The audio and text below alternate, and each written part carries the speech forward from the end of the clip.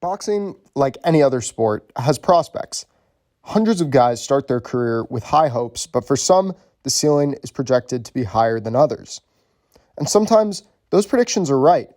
You have guys like Floyd Mayweather, who was hyped up from the start, and those predictions were spot on. However, there are plenty of flops that fail in one way or another. Guys like David Price, who was at one point thought to be able to easily walk over Tyson Fury, and Adrian Broner, who, well, you know the story. It's a pretty common thing, and I want to make a series on those guys because there are plenty of them. Anyway, guys like Broner and Price, to an extent, had actually achieved some form of success in the sport. However, the fighter I'll be talking about is different. He hadn't accomplished anything at all, but was hyped up like he was already a world champion before it came crashing down in the worst way possible. The guy I'll be talking about is none other than Josue Vargas. Josue Vargas is maybe one of the biggest busts of our generation. Josue was being hyped up as a mixture of Floyd and Miguel Cotto. They said he had crazy defense and good power. In the amateurs, he fought some decent competition. He was a USA national champion finalist in 2015 where he lost to Jaron Ennis by decision. His most notable amateur moment was when he beat Troy Isley when he was 10. He started his career in 2015 with 4 fights in Mexico, like a lot of guys do to puff up their record, and actually made his American debut at the Barclays Center on the undercard of the Thurman versus Porter fight in just his 5th pro appearance. In his 7th pro fight, Vargas was involved in a really weird situation. He took on a guy named Samuel Santana, who was 7-11, and it was supposed to be a fight for him to just get some experience. Josue pretty much dominated Santana, but then in the second round, he spun him and hit him with a left hook with Santana's back to him. Santana went down, and there is still debate on whether or not he was actually knocked out or if he was acting. Either way, Vargas was disqualified and dropped to 7-1.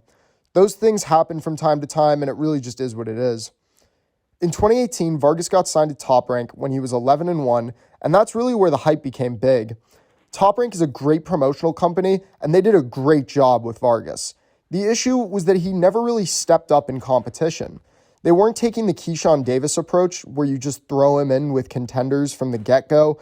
They were going to bring him in slowly, and he was mainly putting shows in New York. Top Rank has a lot of Puerto Rican fighters that are big draws in New York, and Vargas was their perfect marketing tool. Now, to be fair to Vargas, he did show signs of skill. He was never a very hard puncher, but he could move around pretty well. This helped him to avoid taking a lot of punishment, and he never really got hit with very hard shots because he was elusive. In 2021, Vargas got what is, in my opinion, his best win. He took on Willie Shaw, who is most famous for getting absolutely humiliated by Devin Haney in a sparring session. Vargas outboxed Shaw and got a wide decision, and then he started talking. A lot. Fighting me is a whole different ballgame. The only fighter that he been in there with kind of good style was Pedraza. That was it. He haven't faced somebody like me who's young, 23 years old, who has the energy, and not only that, has great footwork. He basically started calling out whoever and then focused on Jose Zepeda. The fight was announced, and it was quickly apparent that it wasn't going to be a respectful buildup. Josue was talking so much trash, and it all boiled over at the final press conference. Long Beach, California, Jose Chon Zepeda. 10 rounds for the WBC. Vargas somehow came in as the favorite in this fight, and oh my God, I'll just leave it here. He's too deep in his career to ever have a big left hand, and Vargas goes down face first.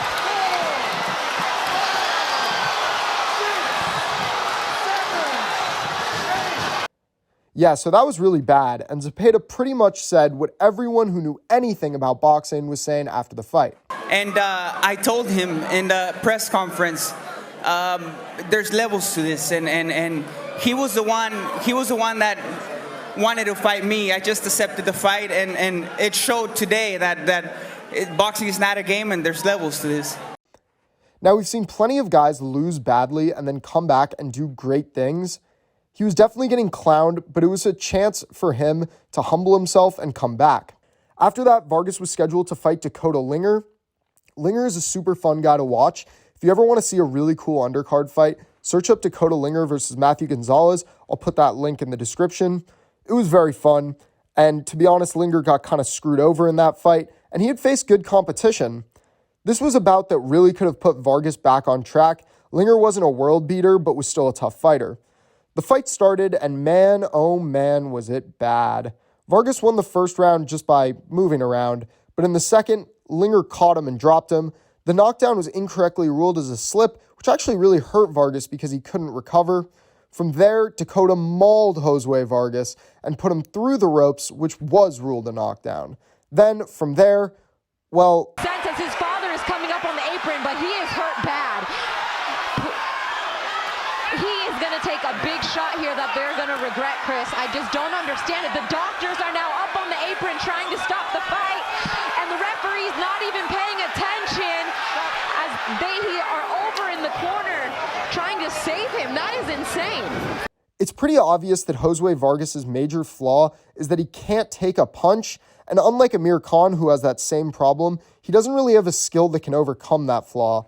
Tim Bradley said that he should retire, and I honestly don't even think that's a bad idea. He could obviously keep fighting regionally. He has fans and would be a good draw on a small East Coast card, but that's about it. It's sad when these things happen, but it really does happen all the time. Guys like Josue just can't overcome certain aspects of their game.